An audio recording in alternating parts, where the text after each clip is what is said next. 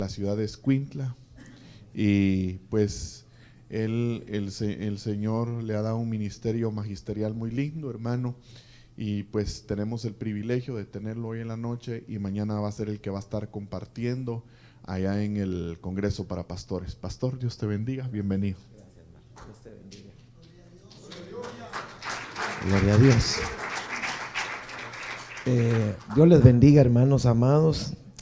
Yo creo firmemente que nuestros tiempos están en las manos del Señor y que cuando Él mueve los tiempos en base a su plan, las cosas son hermosas y todo nos sale muy bien, ¿verdad?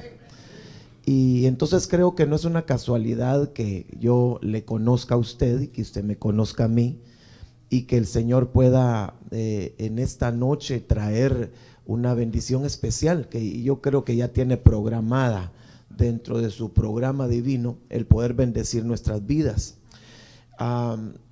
Me llamaba mucho la atención no solo la administración de las ofrendas, de los diezmos, sino también las profecías que el Señor trajo en esta noche, porque creo que son herramientas que el Señor utiliza para poder confirmar o reconfirmar un mensaje que venga de parte del Señor. Quiero decirle que yo no le traigo un tema, yo le traigo un mensaje de parte del Señor. Yo traía un mensaje, un tema en mi corazón, y cuando yo entré aquí, pues el Señor me cambió todo el propósito que yo tenía. Y eso me agrada mucho, cuando el Señor cambia los planes humanos, porque entonces Dios va a establecer los divinos. Entonces, sin más preámbulo, yo quisiera que por favor me ayudara a orar y que le suplicáramos al Señor que el Señor nos hablara, que el Señor nos bendijera, ensanchando nuestro corazón y dándonos entendimiento para poder comprender la palabra, porque la Biblia dice que el que oye la palabra del reino y la entiende, ese es el que da fruto. Y el Señor viene por una iglesia de fruto, ¿verdad que sí? Y entendemos también que estos tiempos son unos tiempos extremadamente hermosos, hermano. La Biblia dice que la gloria de esta casa postrera iba a ser mayor que la gloria de la casa del principio. Pero cuando nosotros vemos la condición de muchos creyentes y de muchos hijos de Dios, realmente, hermano, como que no creyeran esa palabra profética. No están caminando en gloria, están caminando más en la humanidad y están caminando más como hombres y mujeres mortales que como hombres y mujeres espirituales, que muy pronto se van a convertir en celestiales. Pero entendemos que nadie se va a convertir en celestial si antes no fue espiritual. Y nadie va a ser espiritual si nosotros no nos despojamos de lo terrenal.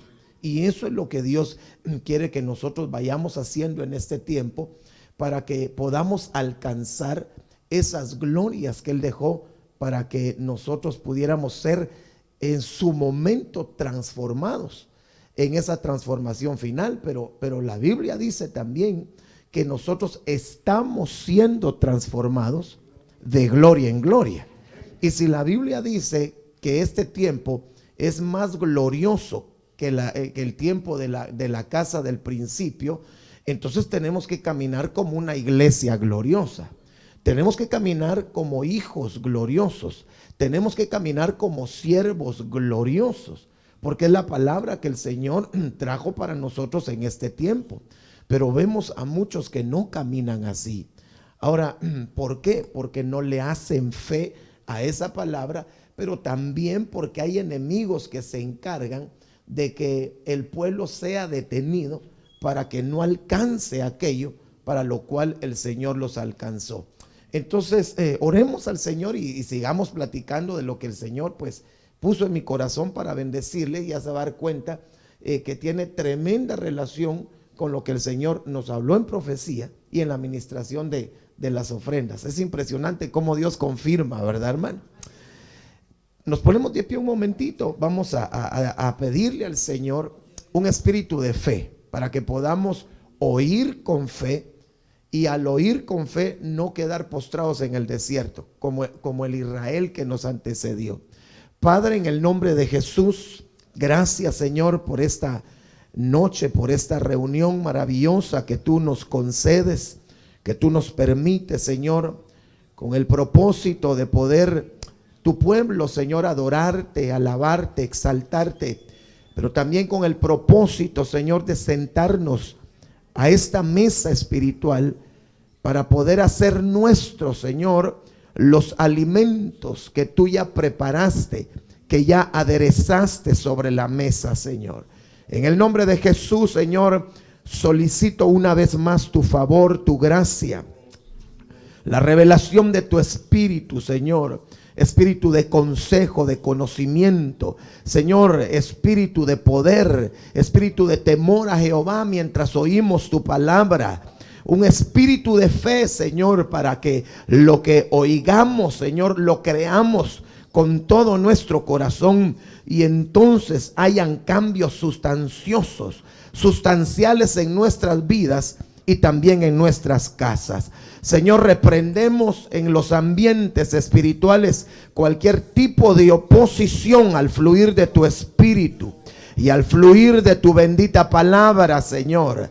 Estamos suplicándote que una vez más envíes tu palabra para los propósitos que tú tienes, Señor, para esta congregación, para nuestras vidas como hijos, como siervos tuyos.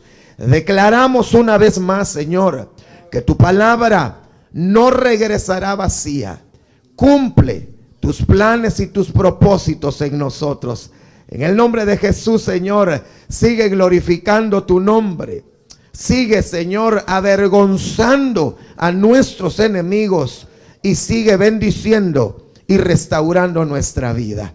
En el nombre de Jesús te lo pedimos y te lo suplicamos.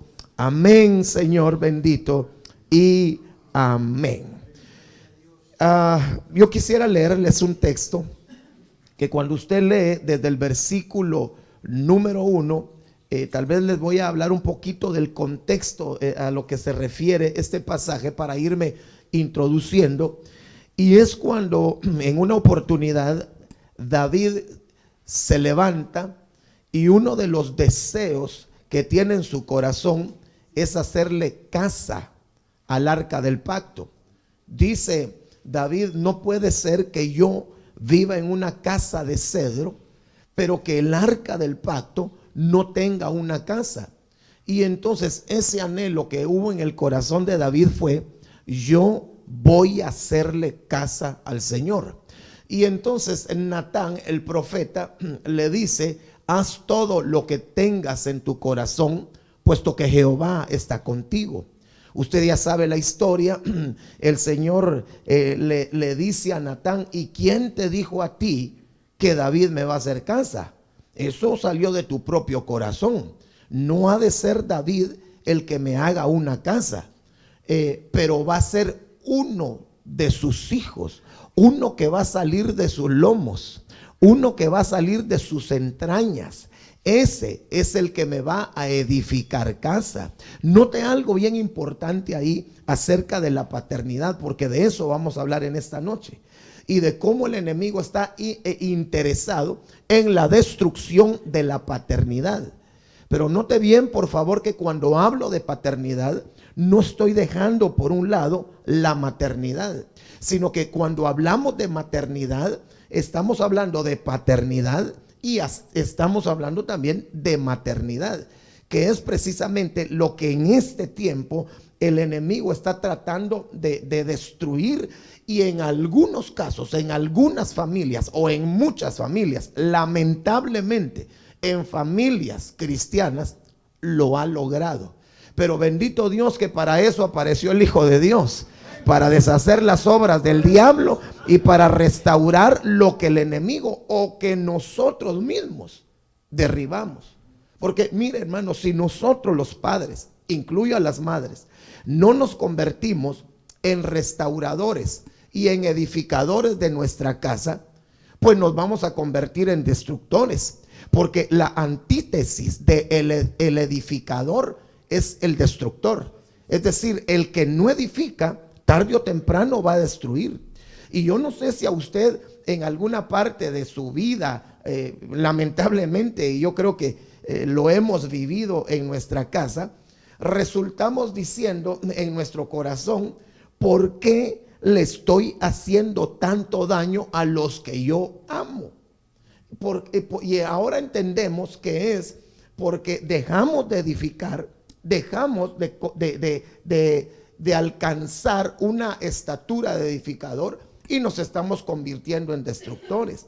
Si yo le pregunto a usted como papá y como mamá, pero sé y veo aquí que también hay jóvenes y señoritas, solteros y solteras, pero que esto le va a ayudar profundamente a usted, porque inclusive a los padres que estamos acá, creo que el Señor tiene una ministración poderosa para cada uno de nosotros, porque puede ser que en la faceta de hijos, porque aquí quizá no todos son padres, ni todas son madres, pero todos somos hijos, ¿verdad que sí? Y entonces en esa faceta de hijo, el enemigo se encargó en la casa de nuestros padres utilizar posiblemente a nuestros propios padres para devastar una paternidad y que tuviéramos una mala imagen del padre que es perfecto. Y ya va a ver usted cómo la paternidad, perdón, es poderosa para deshacer un espíritu de orfandad dentro de los hogares. Por eso me llamó mucho la atención cuando el hermano, ¿cuál es el nombre del hermano que está ministrando? El hermano Fernando estaba ministrando aquí las ofrendas y se refirió a la viuda, ¿verdad? Y la viuda que se había quedado viuda, pues lógicamente porque su marido se había muerto, pero ese esposo era papá también. Y ese padre, de alguna manera, aunque fue profeta, siervo del Señor, dejó una deuda familiar, dejó una deuda en la casa. Y entonces la deuda que había dejado era económica. Pero cuando vino el acreedor a cobrar la deuda que tenía el padre, pues ya no estaba el padre. Entonces salió la madre, pero la madre no tenía el recurso económico para saldar la deuda que el padre, que la paternidad había dejado. Y entonces llegó el acreedor, que es una de las potestades del reino de las tinieblas, que cuando no se puede pagar con dinero, se va a cobrar con el recurso humano y llamado los hijos o las hijas. Y entonces usted ya sabe lo que sucedió ahí. Ahora, lo que me llamó mucho la atención de esa administración de las ofrendas y que está ahí en la palabra, es la deuda paterna que dejó ese hombre en la casa. Un día nosotros vamos a partir de esta tierra, primeramente Dios, y yo quisiera irme en un arrebatamiento, en una transformación, pero yo le aseguro que todos los que estamos acá, papás, madres e hijos, vamos a estar un día delante del tribunal del Hijo y vamos a dar cuenta de lo que nosotros hicimos en nuestra casa, sea bueno o malo. Vamos a dar cuenta de las obras que nosotros hicimos mientras estuvimos en el cuerpo. Nos van a preguntar. Mire, la Biblia dice que a un hombre llamado Ezequías, el Señor le mandó un profeta y le dijo: mira, Ezequías, dice el Señor que te vas a morir, pero te va a dar un cachito de tiempo para que pongas tu casa, la pongas en orden. En otras palabras, te vas a morir y vas a ir a dar cuentas de tu casa. Dígale al hermano que tiene la par, vas a dar cuentas, dígale. Vamos a dar cuentas.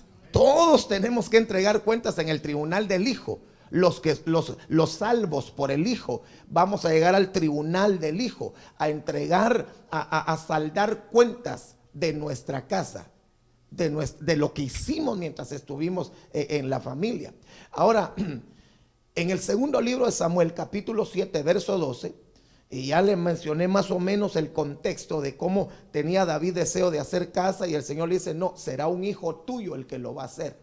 Pero mire cómo no riñe el año de la misericordia con la paternidad, como no riñe el año de la misericordia con el castigo y la corrección, porque sobre todo juicio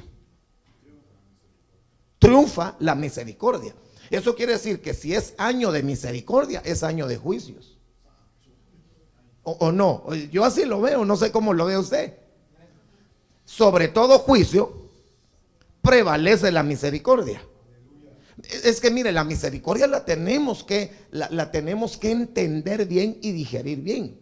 Porque muchos pueden entender solo una parte de la misericordia y la van a entender bien. Porque si yo le pregunto a usted, ¿qué es misericordia? Lo primero que nosotros vamos a decir, es amor prolongado de Dios, es el amor por la miseria, y amén, esa es una parte.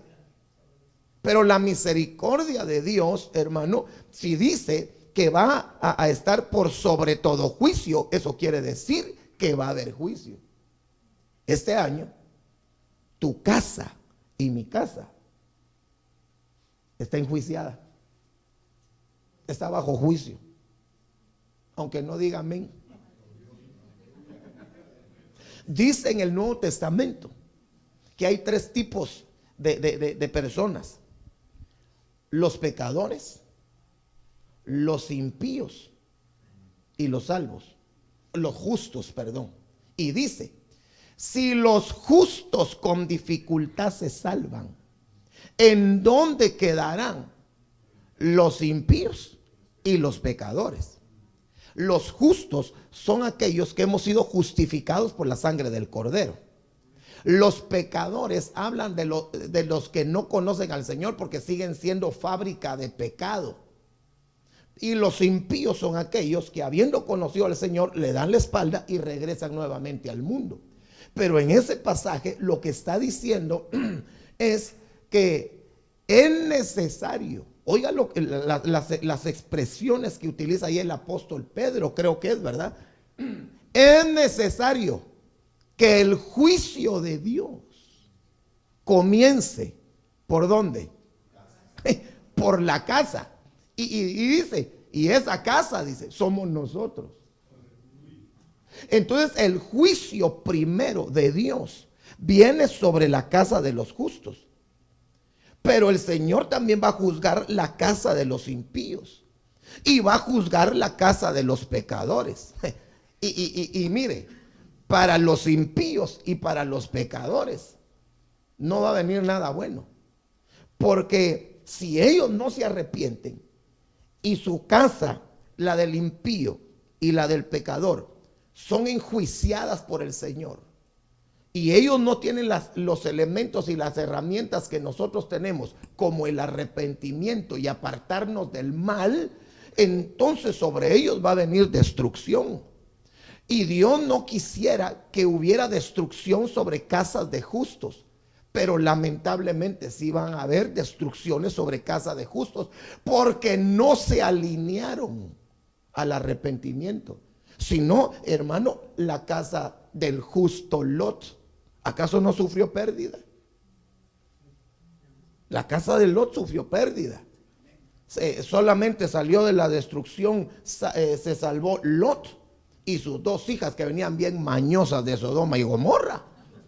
Les gustaba, mire, les gustaba beber licor y venían con unas mañas de tipo sexual impresionantes. Pero ¿culpa de quién? Culpa de una paternidad mal aplicada. Porque la Biblia dice que Lot fue poniendo sus tiendas poco a poco. Mire, fue una involución. No sé si puedo decir proceso de involución, ¿verdad? Pero fue una involución en donde Lot fue poniendo poco a poco sus tiendas hasta que se instaló en Sodoma. Entonces, ¿cómo quería tener hijas santas y una mujer obediente buscando al Señor para que se cumpliera el Salmo 128? Bienaventurado el hombre que teme al Señor, porque entonces mirará el fruto de su trabajo. Y dice, su esposa será como una vid frondosa en las partes internas de la casa, y sus hijos serán como plantas de olivo. Pero está hablando de un hombre temeroso de Dios, que como consecuencia va a haber una mujer contenta, vid, vino, feliz, alegre. Y aquí tendríamos que hacernos Un paréntesis para hacernos una pregunta, y como mi esposa no está aquí, pero le pasan el video, dice, tendríamos que preguntarle los maridos a nuestras esposas si son felices.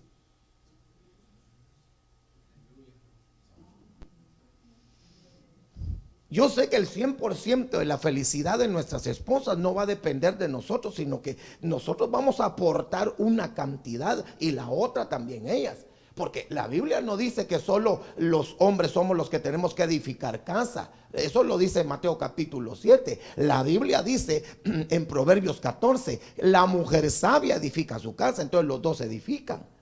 Pero estamos hablando de la paternidad responsable de un hombre que es temeroso de Dios. Y la consecuencia es que su casa, ahí va a haber alegría de una esposa.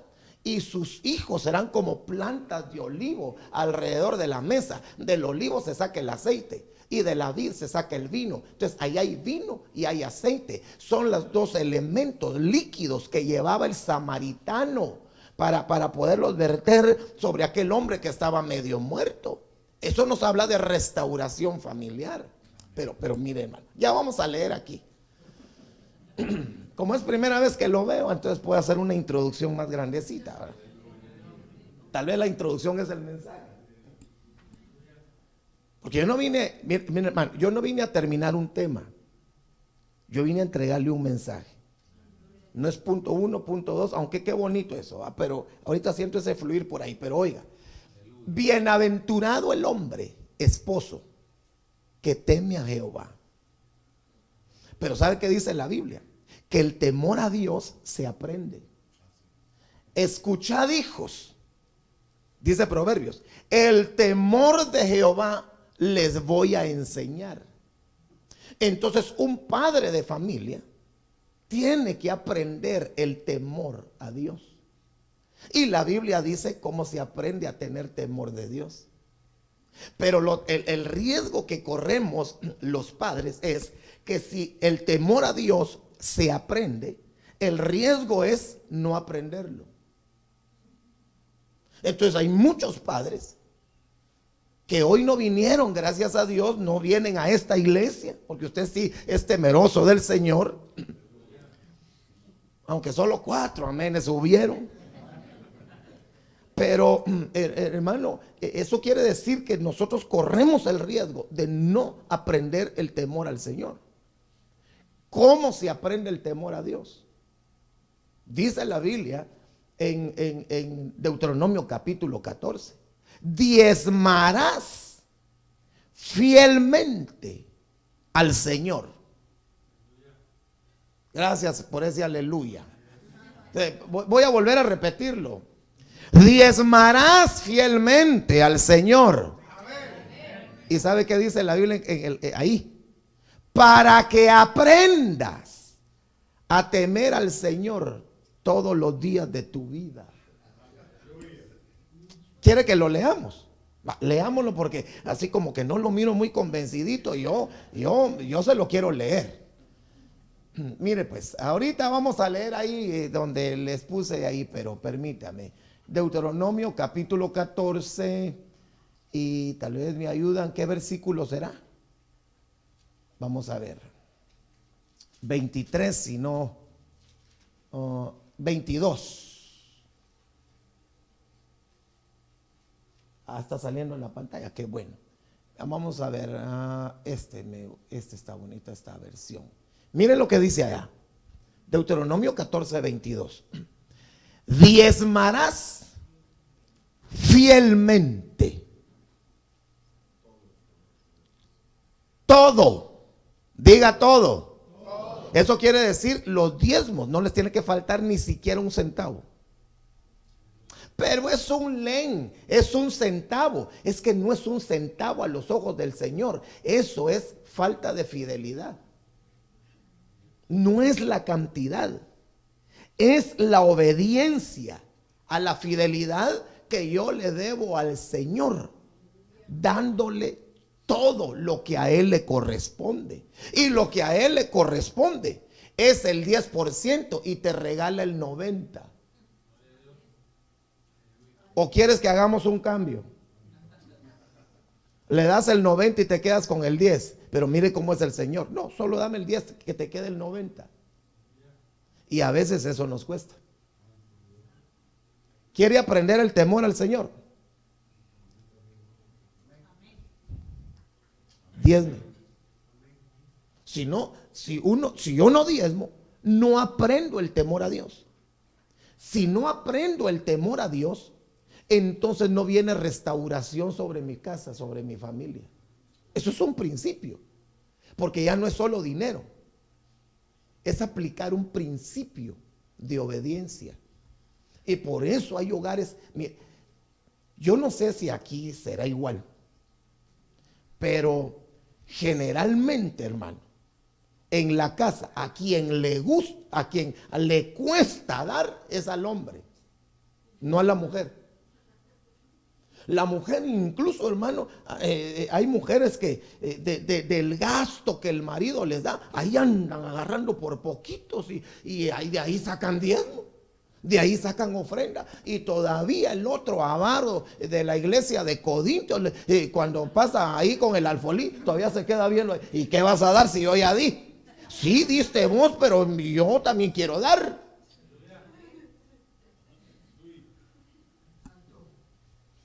Si no diezmamos, varones del Señor, no aprendemos el temor.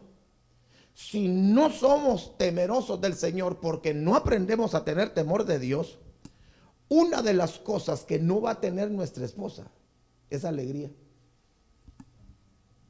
Y no vamos a ver a nuestros hijos alrededor de la mesa, sino que cada quien va a agarrar su rumbo. Aunque aquí en Estados Unidos así es, ¿verdad? Bueno, papadito, ya tenés la mayoría de edad, por favor, fuera. Pero en las cosas de Dios es diferente. ¿Cuántos años tenía Jacob cuando salió de su casa? Bueno, no de la suya, sino de la de él. ¿Cuántos años tenía? 40 años. 40 años. Y la mamá lo mandó a buscar mujer. Y le dijo, y que sea de la misma familia, que no haya yugo desigual. Pero tenía 40 años. Porque usted, aunque vive en Estados Unidos y aunque usted tiene que adaptarse a este sistema para el cuscún diario, para la comidita diaria, y que gracias a Dios, hermano, también por esta nación, porque le da dividendos, le lo bendice, hermano, ¿o no? Que Dios bendiga también a los Estados Unidos porque le ha dado a usted. Ok, yo no me aparto de eso. Pero lo que le tenemos que poner cruz de una vez es al sistema espiritual gobernado por el reino de las tinieblas respecto a la paternidad. No puede ser que a nosotros nos rija un criterio del mundo en cuanto a la familia. Nos tiene que regir el criterio de Dios. Y el criterio de Dios es: no eches a tus hijos. Ahí me lo va a convencer con la Biblia. Porque, no sé, es que aquí en Estados Unidos, aquí es hermano pastor. Sí, pero en la cultura del reino no. Tú te adaptas a algunas cosas de acá, pero a otras no. Gracias, pastor, por ese amén, por otros 2, 3 amenes por ahí. Porque la cultura de allá arriba es la que tenemos que traer a la casa y a nuestra vida. Entonces, hermano, esto es bien tremendo. Diezmarás fielmente parte del diezmo. Mire, yo me he encontrado y he sabido de gente que toman su diezmo y lo parten en 3. Dice, este es para mi pastor. Y todavía le dicen para mi pastorcito. Esto es para un pastorcito que vive allá en las montañas. Pobrecito, no tiene que comer. Y el otro, que la otra tercera parte, y este es para otro pastor que está pasando necesidad. Así no se diezma. Porque tú diezmas donde comes. Es decir, uno no va a comer a pollo campero y paga en Burger King. Usted come aquí Y se oye mero raro, pero la Biblia dice, compra la verdad. Lo que hay que hacer es no venderla. Bueno, pero cerremos paréntesis. El punto es, diezmarás todo el producto de tu sementera. Y fíjese que esa sementera tiene que ver con descendencia. Entonces, cuando nosotros diezmamos, afectamos para bien a nuestra descendencia. Sino porque dice la Biblia que aún no había nacido Leví, y cuando diezmó Abraham, le fue contado el diezmo a Leví que no había nacido.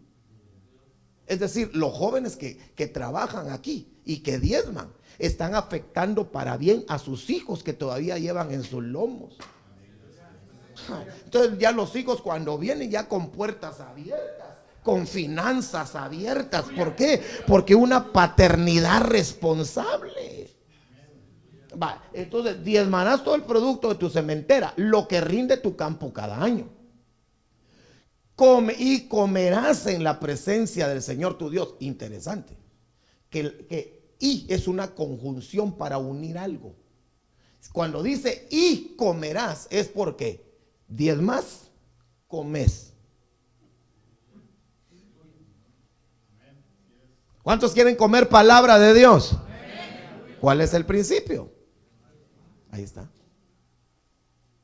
Pero fíjese, como hay gente, hay hermanos que son bien bandidos, hermano.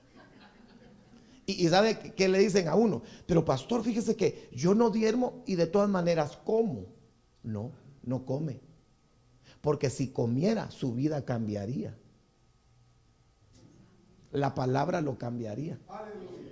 Hay gente que no se come el pan porque no diezma. Lo oye, pero no se lo come. Por eso el sacerdote podía entrar continuamente al lugar santo y comía del pan que no era común. Era un pan santo, se lo comía. Entonces hay gente que no puede comer. Oye, pero no come. Y por eso que anda todo flaco en lo espiritual, aunque de afuera ande así. Anda todo enclenque, hermano. Y diga gloria a Dios, ni las manos puede levantar. ¿Por qué? Porque no come, porque no se alimenta. ¿Y por qué no come? ¿Y por qué no aprende el temor al Señor en una parte? Porque no diezma.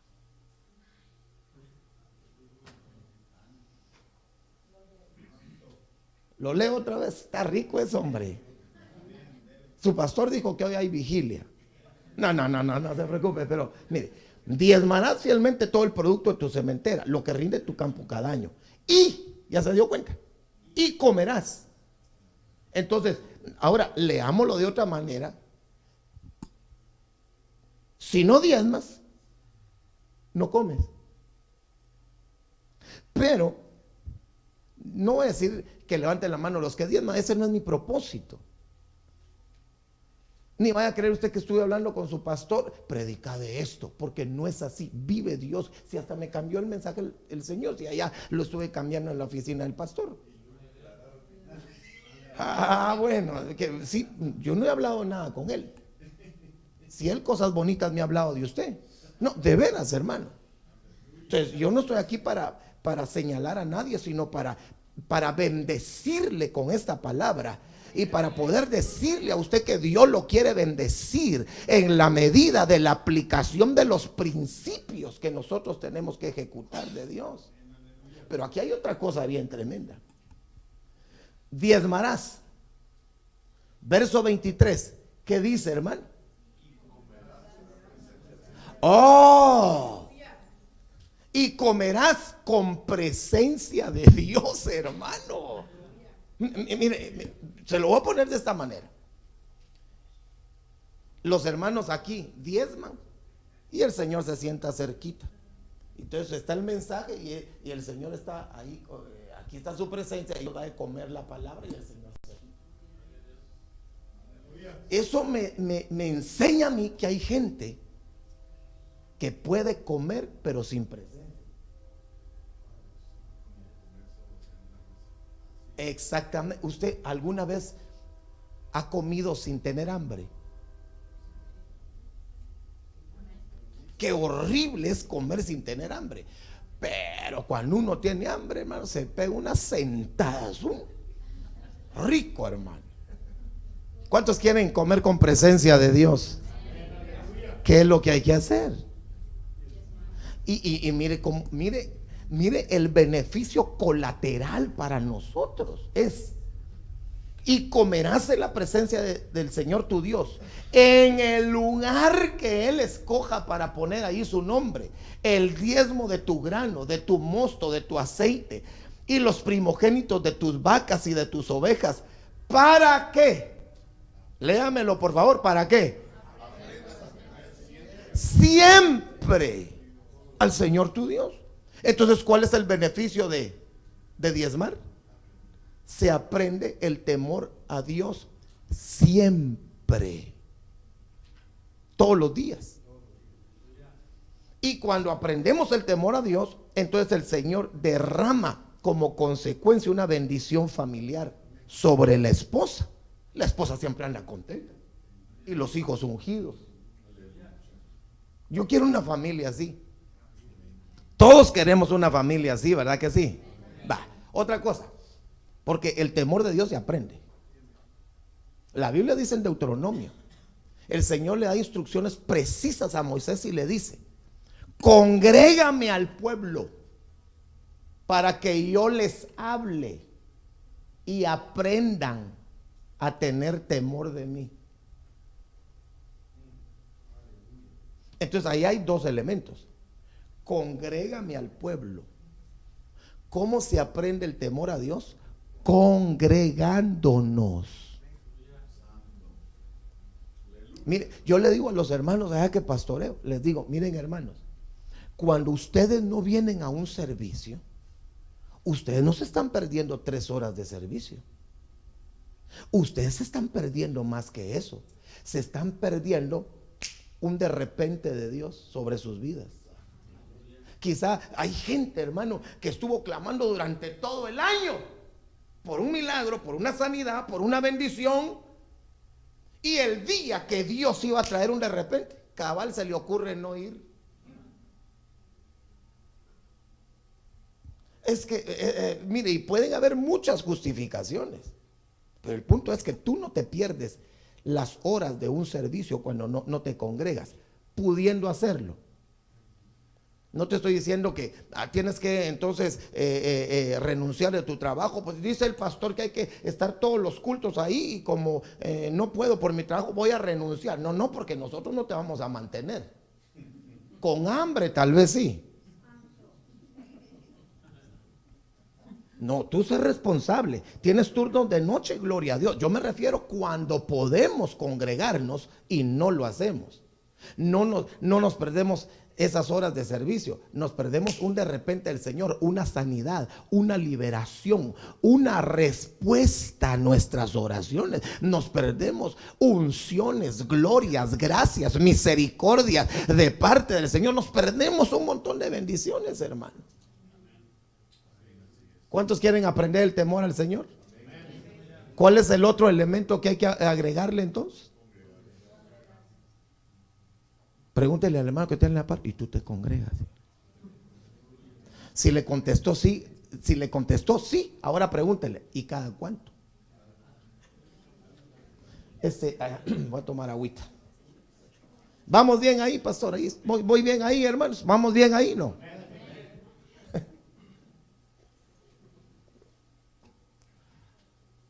Ya vamos a entrar al mensaje.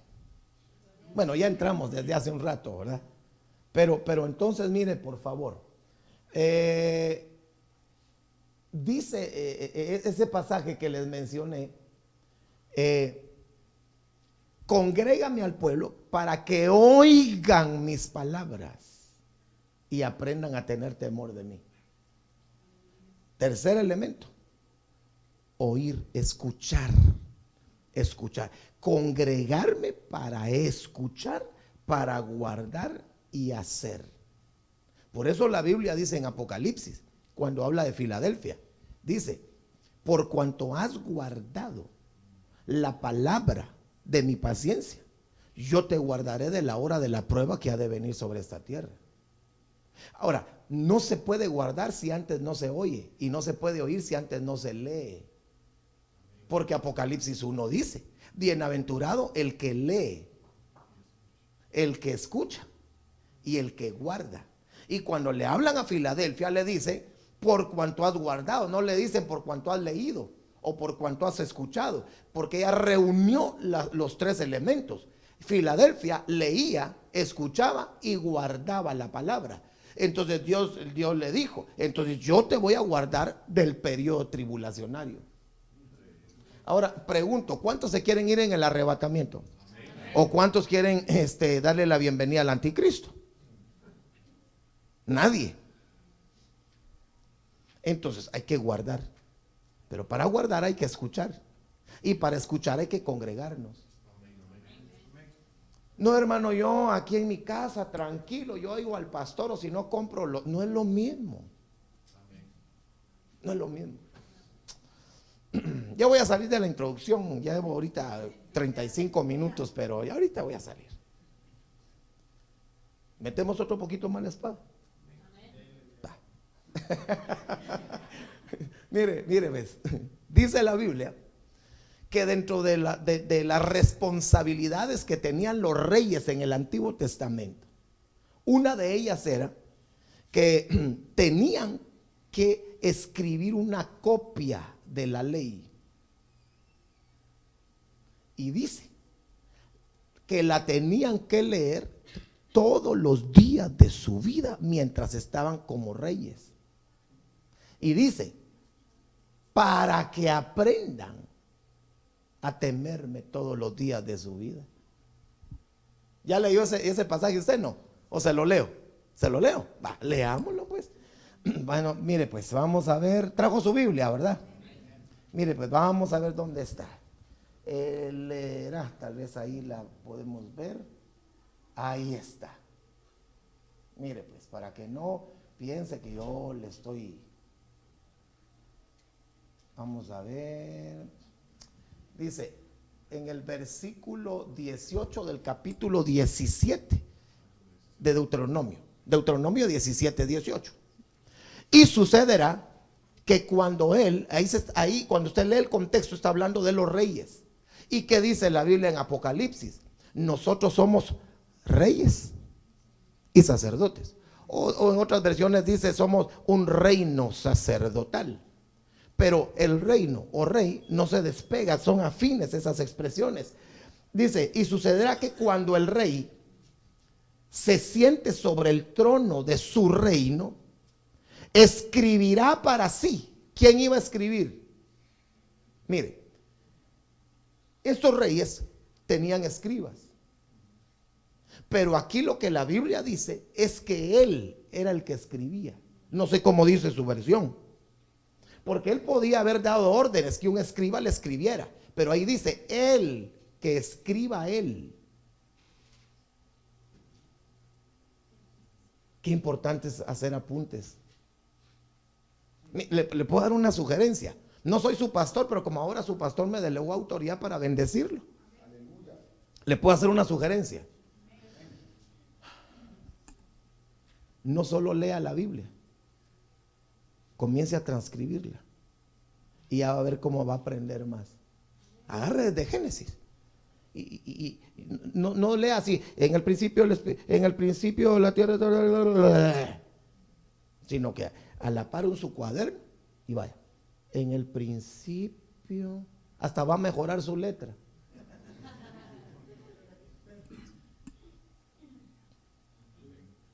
Ahí va a ver. Si hace obediencia a estas instrucciones, ahí va a ver. Compre un cuaderno así, mire, como cuando iba a la universidad, y transcriba.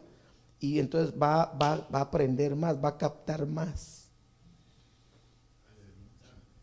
Sucederá que cuando él se siente sobre el trono de su reino, escribirá para sí una copia de esta ley en un libro, en presencia de los sacerdotes levitas. La tendrá consigo y la leerá cada día de culto. Ah, no, perdón. La tendrá consigo y la leerá todos los viernes. Perdón, todos los domingos. ¿Cada cuánto la tenía que leer? Perdón. Todos los días de su vida. ¿Para qué? Ahí está. Entonces, ¿puedo hacer una pregunta más? Así me meto de la introducción, me salto a lo que les tenía que leer ahí. No me vaya a contestar, porque mi propósito no es que nadie se sienta mal, sino que se sienta re mal. No, tampoco. No me vaya a contestar. No me vaya a contestar. Y usted lee la Biblia. Vaya. Si usted por dentro dijo, amén. Ahí va la segunda pregunta. ¿Y cada cuánto la lee?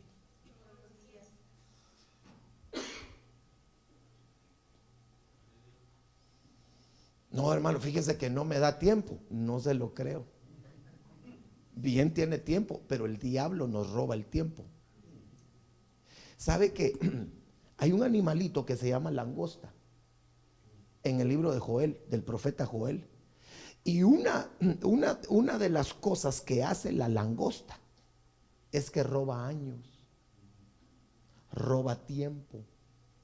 Entonces, cuando nosotros no leemos la Biblia, es porque nos enviaron una langosta y nos roba el tiempo que le tendríamos que dedicar a la palabra de Dios.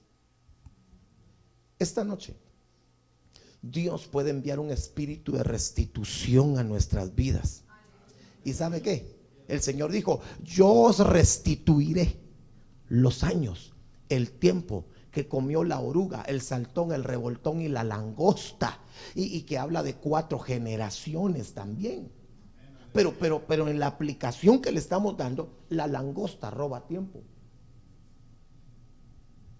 Entonces tendríamos que ser nosotros sinceros y venir delante del Señor y decirle, sí, Señor, yo pierdo mucho el tiempo, Señor. Fíjate, Señor, que esa media hora que tendría que estar leyendo, me la paso chateando en el internet.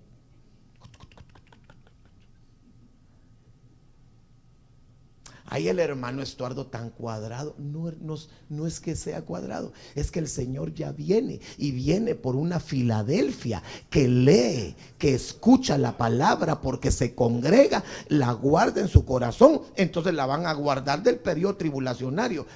Otra pregunta: ¿usted no se quisiera ir en familia en el arrebatamiento?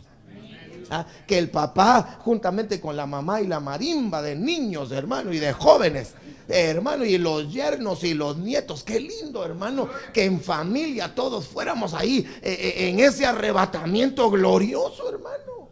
Pero ¿sabe qué dice la Biblia?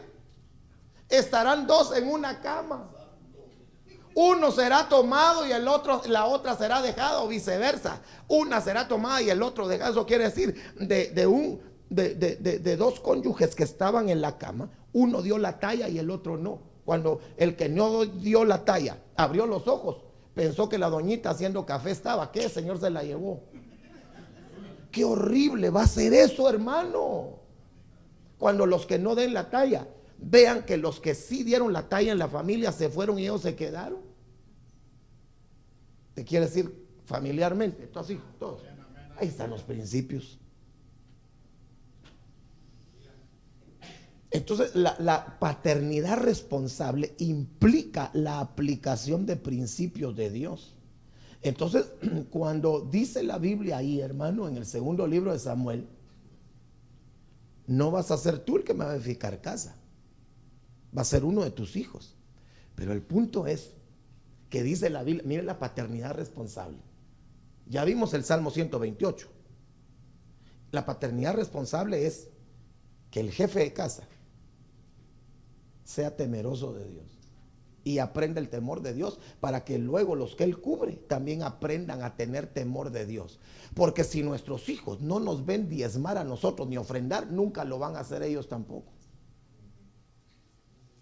Pero aquí la cuestión es, hermano, que el que no le da el dinero a Dios, a alguien se lo tiene que dar. O se lo damos a Dios o se lo damos a Mamón. reprendemos en el nombre de Jesús, mejor a Dios. Y las manos donde se depositan de Dios son las manos del pastor que nos cubre. Pero ¿cómo hago para darle mi diezmo al Señor si no lo miro? Pues entonces el Señor dejó delegaciones y entonces los pastores extendemos las manos. Entonces el enemigo se encarga en ir destruyendo y derribando los principios de Dios que nos dan desarrollo y crecimiento. Entonces aquí hay una responsabilidad paterna que yo veo en David, que no tuvo el padre profeta que murió y dejó endeudada a la familia. Aquí miro yo a la par del Salmo 128 de un padre de familia que aprende el temor a Dios. Pero mire, de David dice la Biblia que antes de su muerte hizo preparativos. ¿Sabe que uno de los principales, hermano, principales situaciones que producen contiendas y hasta muertes familiares es cuando al papá no le da la gana firmar el testamento para dejarle a sus hijos lo que les corresponde? Ahí están viejitos, hermano, 90 años y con sondas por todos lados, hermano. Ya no, hermano. Y todavía le dice, ay, te agarramos la mano para que firmes en la casa de los patojos. Y él dice, a la hermano, qué dureza de corazón. Sí, hermano, mire, yo sé que usted es buen padre, ¿verdad que sí? Si somos buenos padres porque Dios ha ido trabajando en nuestros corazones. Aunque la Biblia dice, si ustedes siendo malos padres le dan buenas dádivas a sus hijos, cuánto más yo que soy padre perfecto les voy a dar a ustedes, mis hijos, todo lo que yo quiero darles a ustedes. Pero la Biblia dice que somos padres malos, pero tenemos que buscar el ejemplo del padre perfecto. Pero digo yo, ¿qué corazón de un papá que pudiéndole de una vez dejar su testamento ya firmado y entregarle? Mira, mijo, aquí está, mira, pa. Y que uno mismo con sus propios ojos vea la alegría de sus hijos, no llegar uno a 95 años, ay, hermano. Y el hijo, y peor, si el viejito no se murió y no dejó testamento y tenía 4 hijos, y los 4 hijos malosos, hermano, se pueden matar entre ellos. ¿Por qué? Porque no hizo preparativos antes de su muerte. Mire, si usted y yo no nos vamos en un arrebatamiento, vamos a dormir. Porque ya no morimos, ¿verdad? De todas maneras, de una u otra forma nos vamos de la tierra, o dormiditos o transformados, pero nos vamos. Yo más quisiera transformado.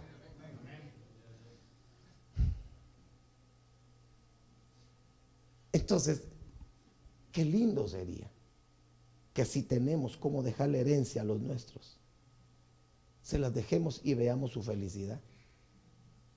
Pero no a la manera del padre con el hijo pródigo, que le entregó al menor todos los bienes y él no estaba preparado para administrar la hacienda y lo fue a despilfarrar todo.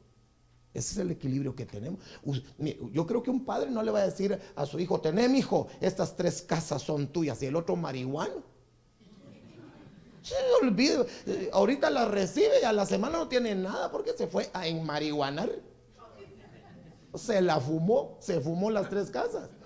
Yo no estoy diciendo eso, estoy hablando de un padre sensato que sabe que su hijo, obediente hasta donde puede, sujeto, ahí está, ahí presente.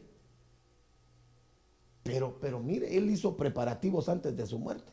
Yo creo que con esto me voy a quedar, ¿verdad? Es que tenía como 45 slides ahí, pero no pasé del primero.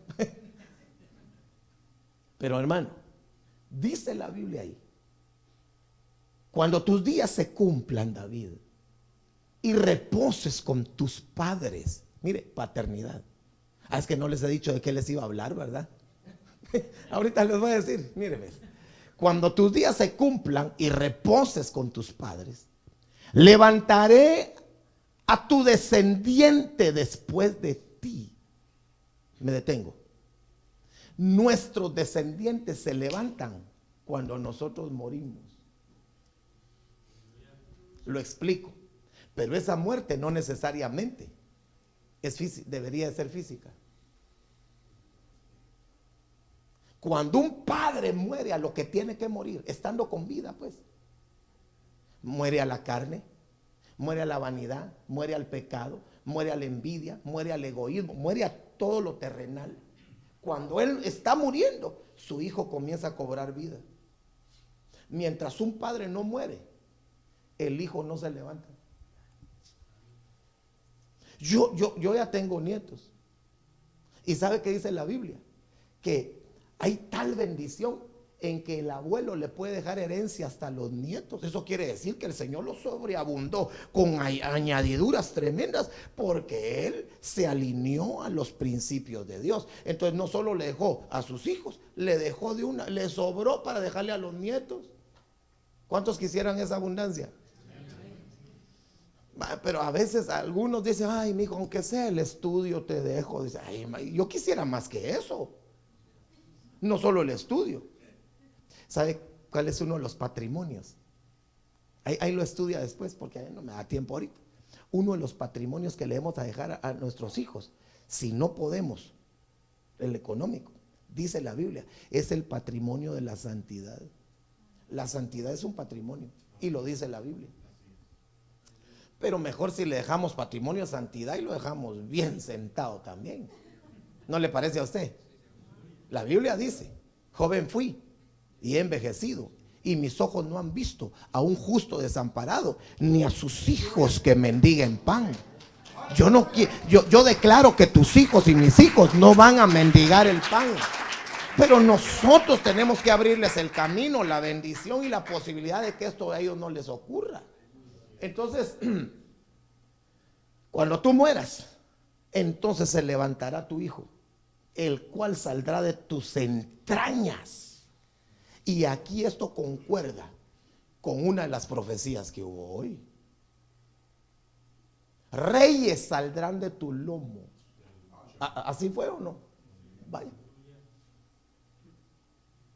Lo que está diciendo ahí, en una proyección, en base a eso. No sé, yo cuando estaba viendo la profecía, hermano, me fui del lado. Y cuando oí la administración de las ofrendas, me fui para el otro, hermano. Yo solo estoy ministrando las profecías y ministrando lo que el Señor le dio al hermano aquí para nosotros. Es que como yo tengo el micrófono más tiempo, entonces llevo más tiempo. Levantaré a tu descendiente después de ti, el cual saldrá de tus entrañas. Entonces nuestras entrañas tienen que estar sanas, porque hay entrañas de misericordia. Hola, hermano, qué tremendo. Y estableceré su reino. Él edificará casa a mi nombre, y yo estableceré su trono de su reino para siempre. Mire qué bendición. Yo seré padre para él cuando tú ya no estés. Y le dice: y él será hijo para mí. Y no tengas pena, David. Cuando cometa iniquidad, lo corregiré con vara de hombres y con azotes de hijos de hombres. Pero mi misericordia no se apartará de él, como la aparté de Saúl, a quien quité delante de mi presencia. Año de la misericordia. No riñe con casas juzgadas en este año. Año de la misericordia. No riñe con corrección y castigo.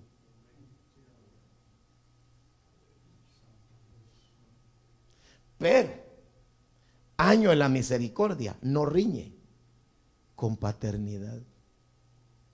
Entonces, en el año de la misericordia, Dios, como ya el amado viene pronto por nosotros,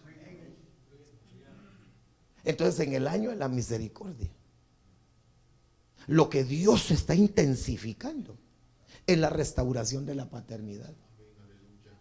Ese es el mensaje, pero ya se me terminó el tiempo. Sí, así. Llevo 55 minutos. Tú me dices. Va.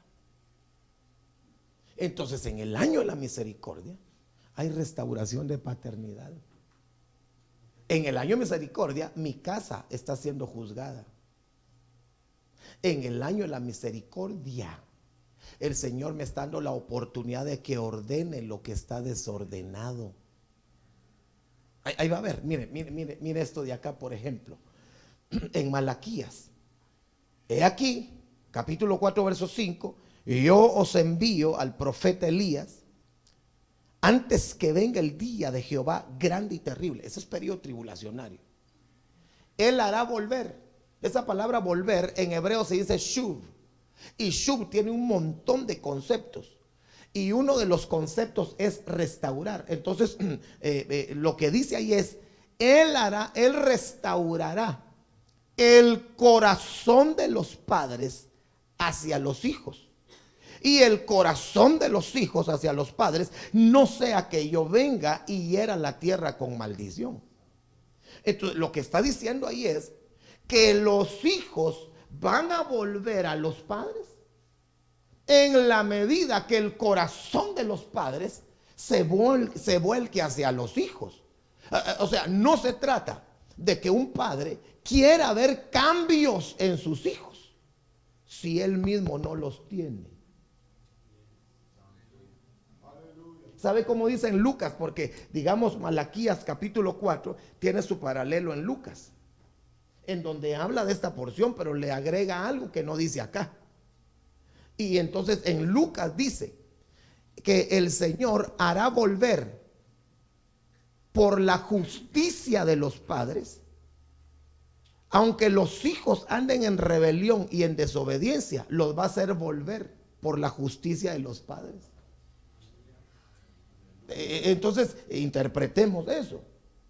En ese tiempo, la paternidad está siendo vapuleada y está tratando de ser destruida de parte de sistemas del reino de las tinieblas, como Egipto. Egipto, como sistema, es destructor de la paternidad. Entonces tendríamos que preguntarnos, número uno, ¿cómo está mi casa en el presente? Número dos, ¿de qué casa yo vengo? Y si cuando ya establecí la actual casa, si cómo venía mi corazón, venía destruido, venía yo con un espíritu ministrado de orfandad. Viví yo en la casa en donde vi separación y divorcio de mis padres, donde vi muchas cosas y situaciones ahí que me van a afectar. Yo tendría que ir y no echarle la culpa ni a mis padres, ni a mis abuelos, ni a mis bisabuelos. El que tiene la culpa es el diablo, y que el Señor lo reprenda. Lo que tenemos que hacer es, si vemos alguna de estas situaciones, es pedir la misericordia de Dios, apelar a su misericordia, y que venga un tiempo de restauración de paternidad sobre nuestras casas y sobre nuestras vidas. Tengo un rema en mi corazón hoy, y el rema es que aún los solteros que están acá, en sus vientres las mujeres y en sus lomos los hombres, Dios está haciendo algo en ellos hoy, para que cuando te conviertas en papá y en mamá, tengas hijos sujetos a la voluntad de Dios. Aleluya. Mire, Él restaurará el corazón de los padres hacia los hijos. Pero me gusta mucho que esa palabra shuv, uno de los conceptos es reflexionar. Entonces lo que dice ahí es, Él hará reflexionar el corazón de los padres. ¿Qué es reflexionar?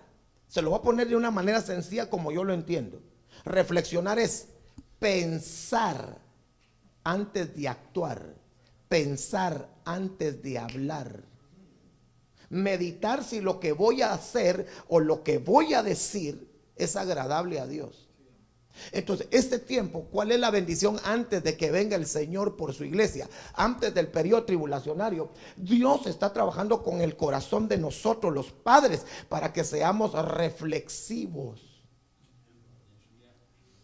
Para que si la conexión y la relación que hay con nuestros hijos no está buena, hagamos lo mismo que hace Dios con nosotros. Vengan y razonemos. Mire, cuando un padre no es reflexivo, cuando una madre no es reflexiva, es muy impulsiva y parte de la primera. En vez de razonar con su hijo, de una manera impulsiva, lo puede herir. Pues si querés, bueno, si no te vas. Como que fuera demonio, ¿eh? Te vas. Yo te quiero así. Ese es un espíritu faraónico. Ese es un sistema diabólico. Te vas. Andate. Y te lo voy a demostrar en la Biblia en unos minutos. De aquí a las 12 más o menos.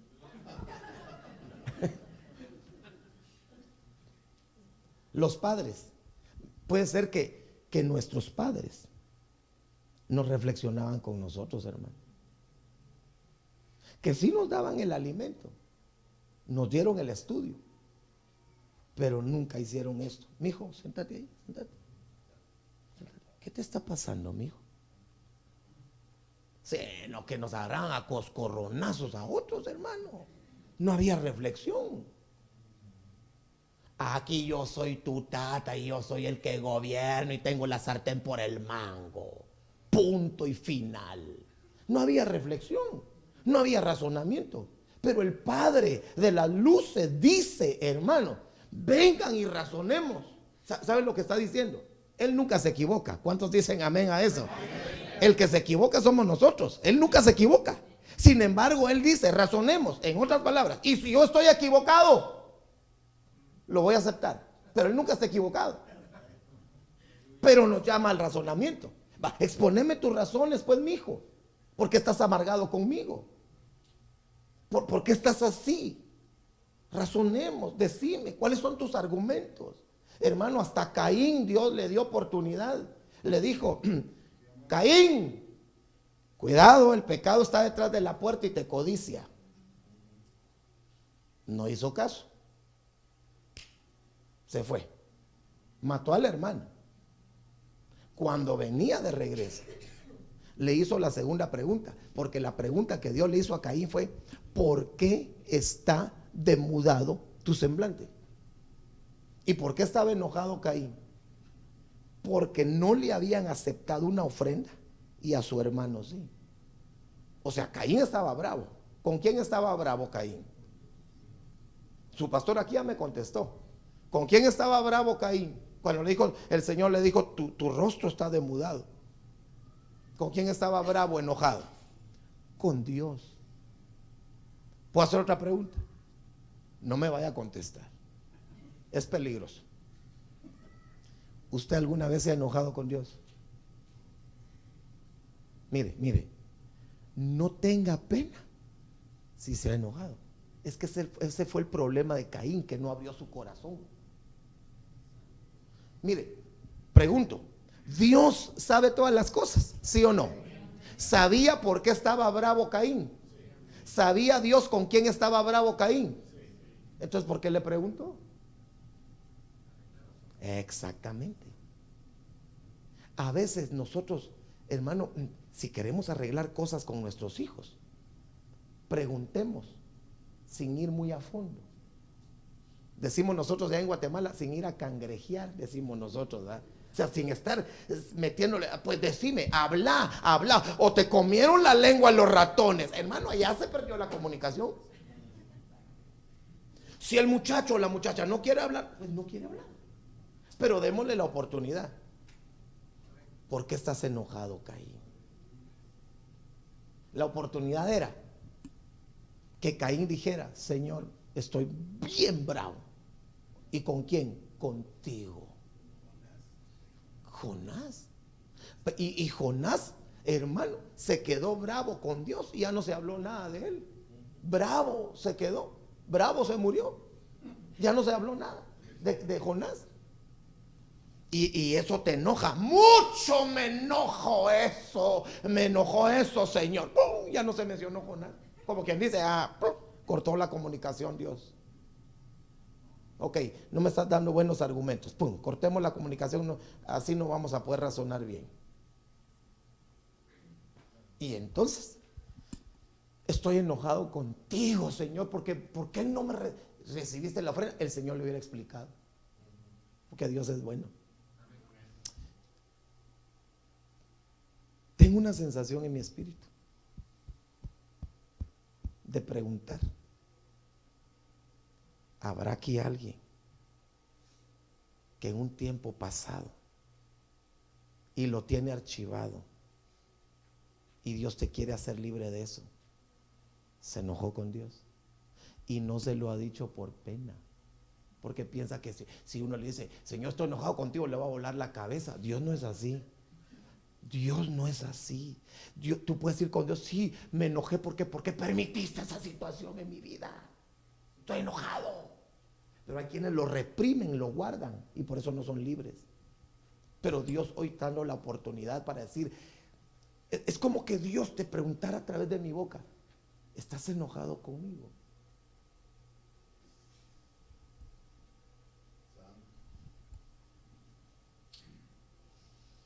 ¿Y cuál va a ser tu respuesta?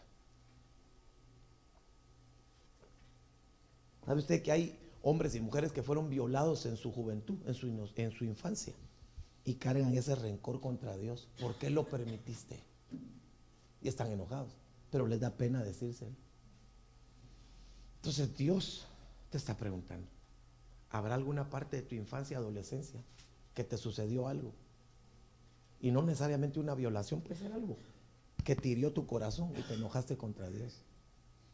Dios te está diciendo, abre tu corazón y dímelo, arreglemos las cosas. No le dijo nada. Usted ya sabe que después lo mató Caín a Abel, ¿verdad? Cuando venía de regreso de haber matado a Caín, el Señor le vuelve a preguntar y le dice, ¿y tu hermano dónde está? ¿Quién era el mayor de los dos, de Caín y Abel? Caín. Caín nació primero. Él era el mayor, por eso le preguntó, ¿dónde está tu hermano?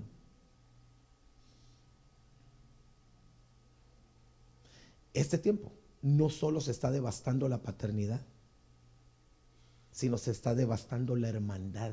Los hermanos se miran con odio, hermano. Hermanos carnales, no estoy hablando de hermanos cristianos.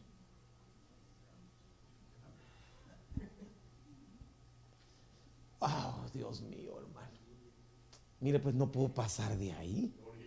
Por algo será, ¿verdad? Mire, hay quienes tienen buena relación, y qué bueno, con sus hermanos en Cristo, pero no tienen buena relación con su hermano carnal. Un hermano que procede del mismo vientre. Y ahí va otra pregunta. Otro poquito más despacio. Que no te duela mucho. Solo te estoy agarrando así en la cabecita. ¿Sí? ¿Duele mucho? No, otro poquito. Ahí está. Tu hermano carnal, biológico o hermana, ¿cómo estás con él? Con ese. No. ¿Cómo estás con él? Porque Dios me trajo en esta noche para decirte que hay que arreglarnos con los hermanos biológicos.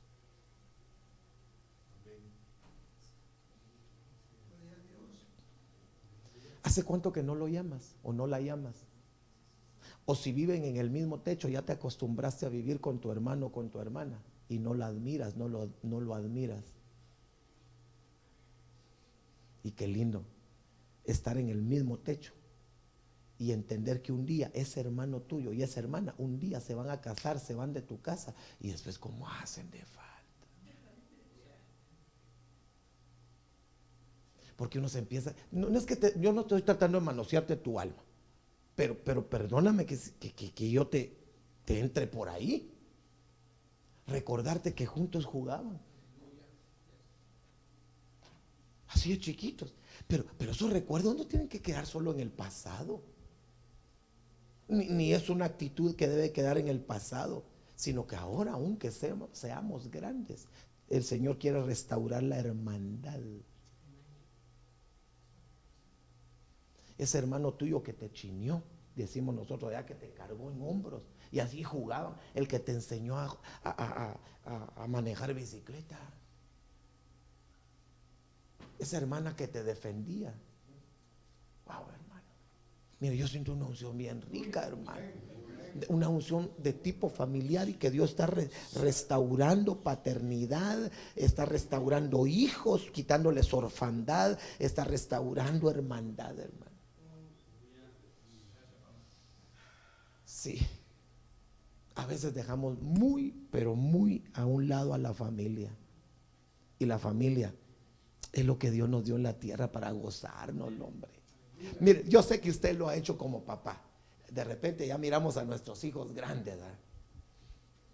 Y sin que ellos se den cuenta, les echa, ahí tal vez ellos están haciendo algo, ¿verdad? Y de repente usted les echa una mirada y hace.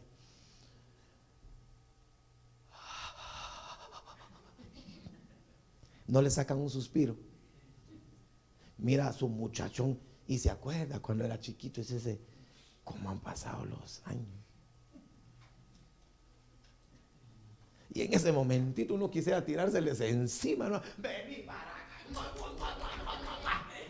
Yo a veces, yo sé que usted lo ha hecho, pero si lo ha dejado de hacer, vuelva a hacerlo. Dígale a su Jacob como hizo Isaac: ven, hijo mío, acércate y dame un beso. Dame un beso. Y cuando se le acerca,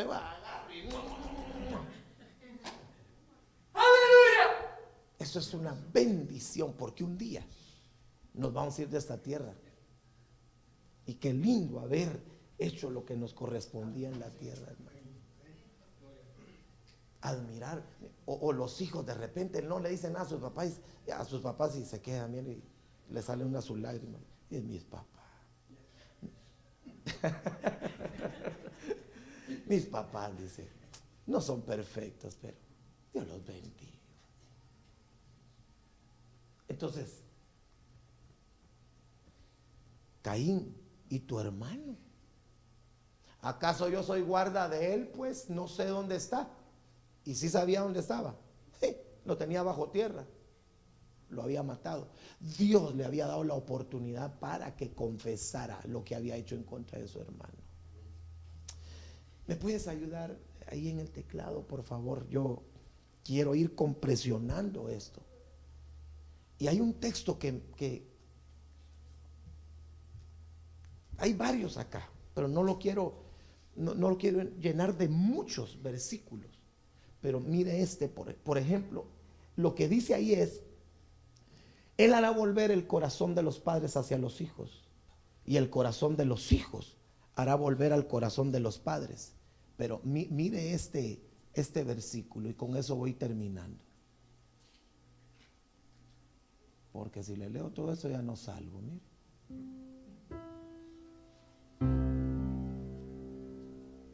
Wow, qué lindo. Este me va a servir para ministrar.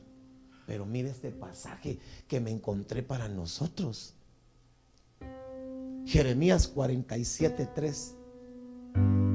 Al son del galopar de los caballos de sus adalides, al ruido de sus carros y al estrépito de sus ruedas, oiga, no se volverán padres a hijos por el cansancio de sus brazos. Malaquías 4 dice: haré volver a los padres hacia los hijos.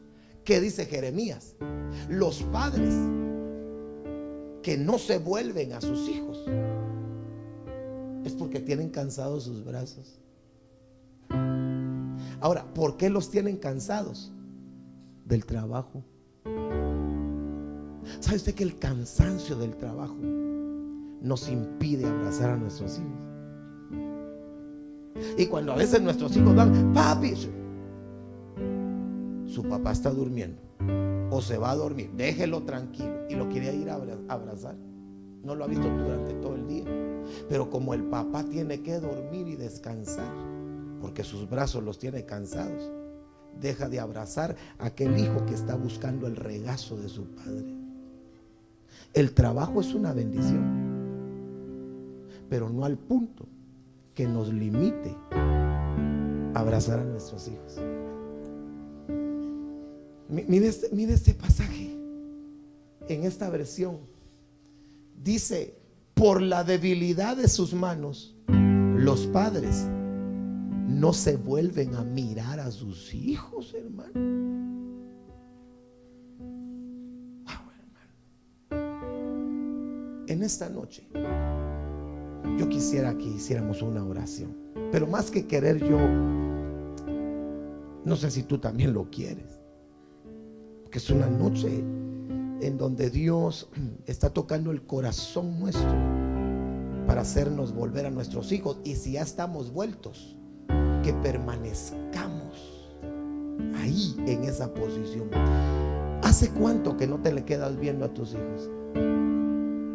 Quizás solo les dices, ay, que te vaya bien, te vas al colegio, te vas para el trabajo, adiós, nos vemos. Y si bien le va, ay, nos vemos, papá, nos vemos, mamá, y se va. Pero cuando le decimos a un hijo, vení para acá, vení. Sí, ya me voy, sí, solo 10 segundos, espérate, vení. Lo acerca, no le dice nada y solo se le queda ahí. Papá, ¿y qué quieres? Déjame, solo te estoy viendo. Un día yo me quedé viendo a mis hijos y dije, Señor, estos salieron de aquí. Fue una bendición para mi vida, hermano. Cierre sus ojitos, por favor, ahí en su lugar.